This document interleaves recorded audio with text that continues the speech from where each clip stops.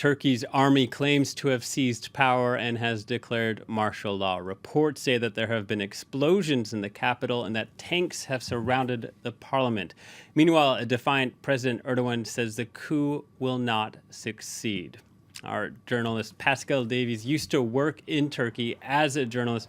Pascal, you've been covering this story. Where do things stand now? It's been developing all night long, a lot of uncertainty. Well, it's still very uncertain. We're quite unsure into what exactly is still happening at the moment. As you said, we're still hearing those reports of gunfire and bombing. Erdogan has called people to the streets, to take to the streets and voice their support of him. So things could get a little difficult and seem to be getting a little bit dangerous. And you used to work in Turkey. Have you spoken to any of your colleagues there? Are they saying if things are in fact dangerous on the ground for residents, or if this is just a clash between security forces on the streets? That's right. Well, I've spoken to friends and colleagues who work at TRT World, which is the government channel. According to them, what had happened today was the army had stormed into the officers, had taken their phones and asked them to leave. Now, they had said that that was a calm motion. It was not threatening. So they had left, and this channel has been shut down from Turkey. Now, they are broadcasting from London, as I understand. On the streets, it seems that with the gunfire, it is getting a little bit dangerous. They've been advised to stay at home, which they are doing. So there's a mix of reaction between people who are interested and curious and want to know and have gone to the big streets to see what exactly is going on. Now, also the big bridge, which divides the Bosphorus. Now, this is the in and out of Asia and the European side of Istanbul. And this is a very important bridge, and that has closed down as well. So it seems the city is quite shut down at the moment. We're getting live images now of military vehicles passing through with what appears to possibly be supporters clapping and cheering as they make their way, at least having difficulty to pass through the city. You mentioned TRT, the state broadcaster. What's the latest with that? Yes, so as I've said, that's been shut down. They were asked to leave. Their phones were taken. That is what's happened and what's the latest. Now, the Prime Minister, they were also taken over by the military, who issued a statement saying that they were taking over, and that is for humanitarian reasons. And this is coming from the military, but there have been some senior military officials themselves that have been detained. What are the divisions within Turkey's army? Mm-hmm. Well, within Turkey's army, there are different groups. Now, not just within Turkey's army, the most important division is between the President Erdogan and the Turkish military. Now, the Turkish military is seen as the guardian of the secular, whereas Erdogan is seen as an Islamist. So they've already been tensions since his election. Now, there have been 2 elections in the last year, both of which Erdogan did not win a majority. And that has led to a lot of conflict, mainly because he was seen as the man who could keep Turkey stable. However, what's happened with that, as we can see in the last year and a bit, he started a war with the PKK, the Kurdish military group, and things have become very unstable. Also, that attack in Ankara a few weeks ago.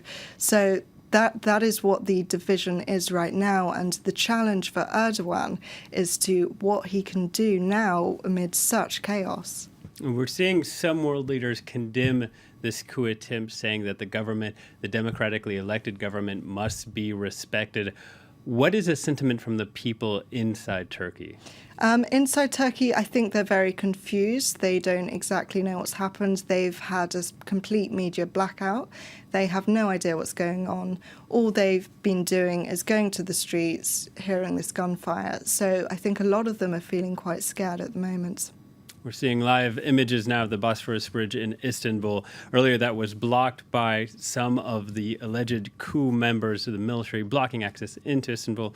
Now we're getting images of the parliament that was allegedly surrounded by military tanks earlier. Do we have any idea of if this coup is put down, Or if Erdogan has gotten the upper hand in it, who might be winning this sort of battle between taking over Turkey? Well, we still have absolutely no idea. It's still developing at the moment. We have both sides saying different things. The Prime Minister of Turkey is saying that they will be taken down, calling them a terrorist organisation.